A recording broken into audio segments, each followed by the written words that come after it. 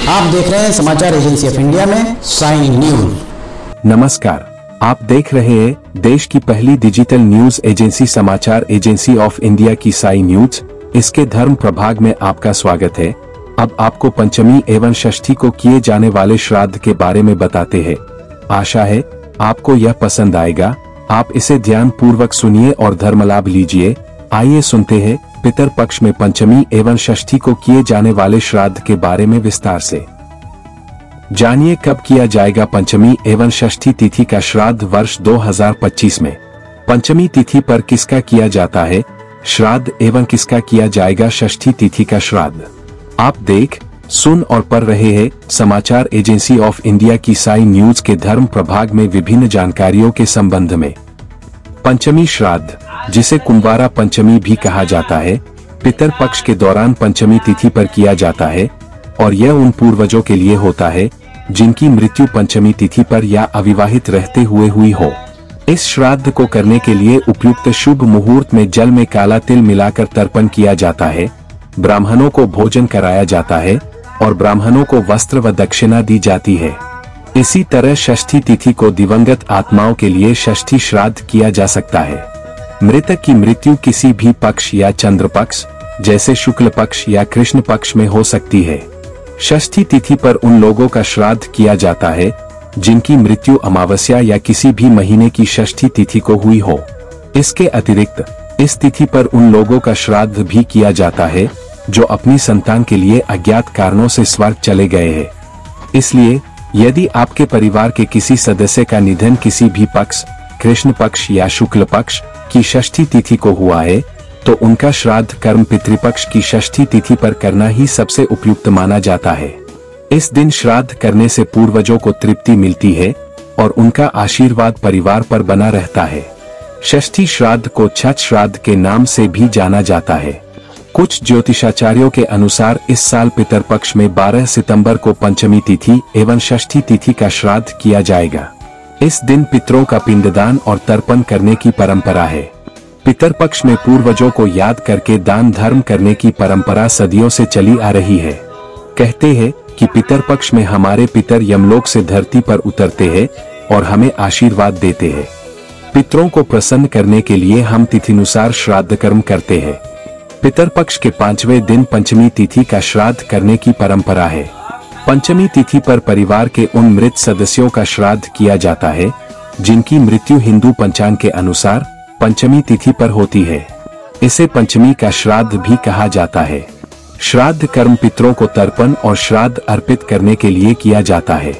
जानिए कि पंचमी श्राद्ध क्यों महत्वपूर्ण है। यह अविवाहित पूर्वजों के लिए किया जाता है। यह मुख्य रूप से उन पूर्वजों के लिए होता है जिनकी मृत्यु विवाह होने से पहले हो गई हो।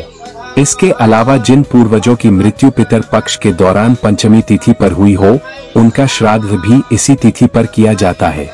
इस श्राद्ध को करने से पितरों की आत्मा को शांति मिलती है और उन्हें परलोक में शांतिपूर्ण यात्रा सुनिश्चित होती है। श्राद्ध करने की विधि जानिए। सबसे पहले श्राद्ध करने से पहले स्नान करके स्वच्छ कपड़े पहनें और घर के पवित्र स्थान को गाय के गोबर से लीपकर गंगाजल से शुद्ध करें। पूर्वजों के लिए सात्विक भोजन तैयार करें और ब्राह्मणों को भोजन के लिए निमंत्रण दें। योग्य ब्राह्मणों की उपस्थिति में जल में काले तिल मिलाकर पितरों को तर्पण दें। ब्राह्मणों को पूरे सम्मान के साथ भोजन कराएं। भोजन के बाद ब्राह्मणों को वस्त्र, मिठाई और अपनी क्षमतानुसार दक्षिणा देकर उनका आशीर्वाद लें। पितरों के अलावा कौआ, गाल, कुत्ते और चींटी को भी भोजन खिलाने का विधान है। श्राद्ध के दौरान बरती जाने वाली सावधानियां जानिए।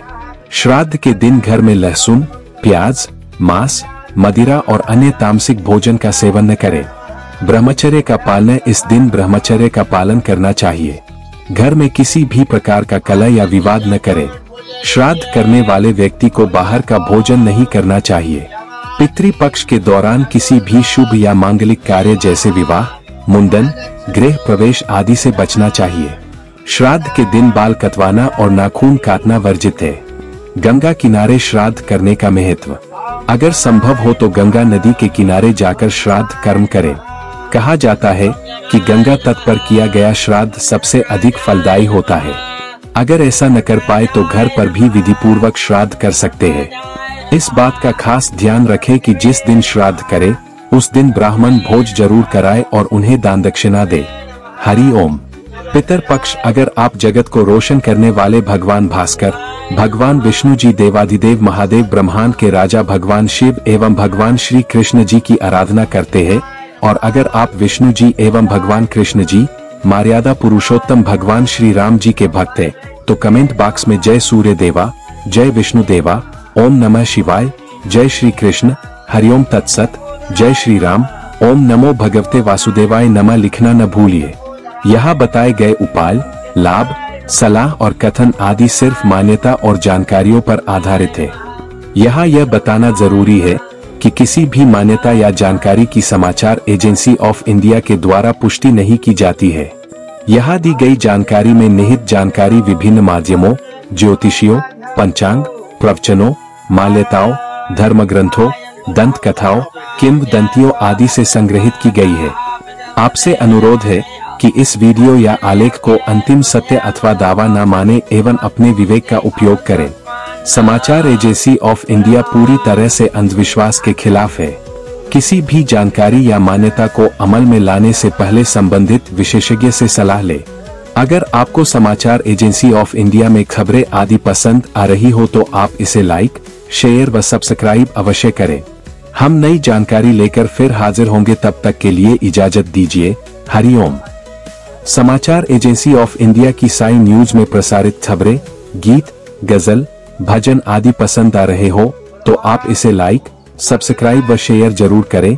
कमेंट बॉक्स में लिखकर बताएं कि आपको ये कैसे लग रहे हैं। यह भी बताएं कि आप और क्या क्या देखना व सुनना चाहते हैं। फिलहाल समय है आपसे इजाजत लेने का। आप सभी स्वस्थ रहें, मस्त रहें। बोलिए विष्णु देवता की जय।